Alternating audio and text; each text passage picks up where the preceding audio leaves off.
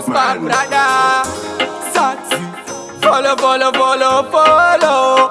Alabama, Kedama, yellow. Texas, Nova Isa Mutuna Binge. Now watch out now. Mamepo achoza nenge agundi kurira. Argundi zimba pamoyo, argundi zimbira. Egandi toita izi zekuma imbira. Kirozi zenyu jaja daima mbotumira. Pangwe itimoni inira kandikara. Putindi nazo jingo nipa imabara. Diri ura erigarera ngo parara. Nekutira nditazi zakana kuchanda nino shadaisha. Pati ya zizi kufambase. Inola nizive janikataza ndiri kusafaisha. Pati ya zizi kufambane. Inola nizive janikataza ndiri kusafa. Azizi kufambane. Inola nizive janikataza ndiri kusafaisha. Pati ya zizi kufambane. Inola nizive janikataza again. Jaja bless my soul. Jaja bless my hustle.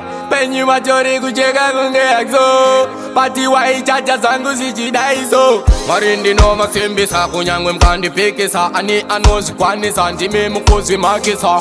Andisi ndonda saka amumbondi kwanisa. Simbara ndinaro inira kato wandisa.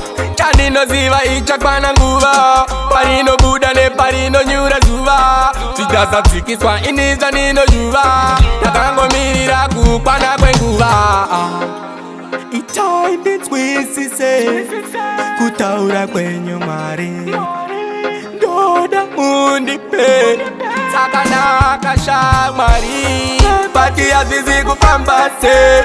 Inola nizive janikataza ndiri kusafaisha. Pati ya zizi kufambane. Inola nizive janikataza ndiri kusafa. Azizi kufambane. Inola nizive janikataza ndiri kusafaisha. Pati ya zizi kufambane. Inola nizive janikataza banyana. Bakundi tumira zituma. Bakundi tasibere kundi esa kukaduma. Patisa manje manje skira unagari toma. Kuni batira mbinjiri nditato batajoroma. Totemba nang marindo kusaka ndine naro. Kana musinga ndide sienda kadaro. Neni teki moshaisa mufaro. Pasida daro. Mamepo achoza nenge agundi kurira.